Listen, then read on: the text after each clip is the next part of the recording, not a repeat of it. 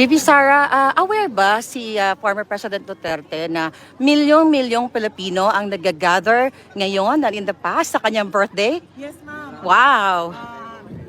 Pinadala po namin kanina sa abogado Okay. yung pictures ng Davao City. Dahil kasi yun lang meron akong pictures but ang naintindihan ko buong Pilipinas ang nagse-celebrate ngayon ng birthday niya. Buong mundo. Yeah. Buong mundo nagse-celebrate ngayon ng birthday niya. Ang pinadala ko sa abogado and sabi ng abogado, there is a system doon sa loob na ina-upload yan sa laptop ng detainee at nakikita niya doon ang mga letters, ang mga photos, ang mga videos na pinapadala ng mga family members and I think allowed din ang mga ganun, mga footage ng supporters. Yeah. May message po ba siya sa government sa ginawa sa kanyang illegal kidnapping? Wala. Ma'am, he never mentions the administration. But up to the last minute, he always said and he told So everyone, that para the organize military po tayo, will yung mga taong nandiyan, please, proceed po tayo sa Sasabi. loob. Para hindi po tayo magulo. Are you aware po na yung mga supporters ninyo ay ginigipit ng Congress at gustong ikulong? Yes, ma'am. Opo. Actually, may nagpadala sa akin no, na retired PNP personnel. Sabi niya sa akin na on the days leading to the campaign, papahirapan talaga ang mga tao na tumutulong sa inyo. Kaya sabi niya, sabihan mo yung mga kaibigan ninyo at mga supporters ninyo na kung ano man yung mga kailangan nila i-comply sa mga government offices, BIR, Bureau of Customs, DFA, lahat ng mga merong negosyo na kailangan may compliance, ay i-comply nila because ang sabi ay papahirapan, kung hindi man papahirapan ay isasara talaga Ang mga kanilang negosyo. business. Pero right now po yung mga vloggers or content creators talaga na sumusuporta sa inyo ay talagang tina-target sila. Yes, ma'am.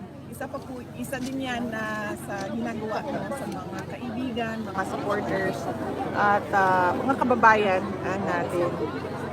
Ang nakita ko lang dyan, ma'am, noong sinimulan yung hearing, no, about vloggers at kung ano ang limitations ng isang tao sa freedom of speech ay ang dami pong vloggers na lumabas na naglabas ng hindi talaga totoo na bagay sa atin. Yeah. Katulad noong basketball player. Yes. Daming vloggers na naglabas ng paninira at walang basihan, walang ebidensya at hindi totoo na nakakasira ng pangalan ko. Yeah. Pero bakit wala Sila doon. sa hearing? Yeah. So bakit ang mga pinapatawag ay mga vloggers na sumusuporta sa opisina ko, sa akin, as Vice President, wala man lang kahit isang vlogger na tinawag para pasagutin kung bakit mo binastos yung pagkatao. Yeah. Pipi Sara, panghuli na lang kasi isa ako sa mga tina-target no ng Marcos administration at sinasabi nila na ako ay fake news. Gusto ko lang po bigyan ng diin sa inyo, samantahan ko na yung pagkakataon. Isa sa in-expose ko yung pag-kidnap sa dalawang minor age ng isang kababayan natin. Nandito siya ngayon, si Mishina Makapinig. Gusto ko lang sabihin sa harap ng mga tao kasama ng mga media na hindi po fake news yon dahil yung biktima mismo ay nandito. At na-interview na rin po natin na isa siya bago ang Pangulong Duterte actually na kidnap, yun yung nakikita naman ng tao, ay siya muna, yung dalawang minor de edad niya. And I hope yung ating mga kaibigan sa media ay sana naman pag-usapan yung ganun kasi issue yan ng Pilipino, ang kidnapping. Totoo yan, ma'am. Yeah. It is actually an item inside the armed forces of the Philippines. Yes, It is there is a record inside true. the AFP.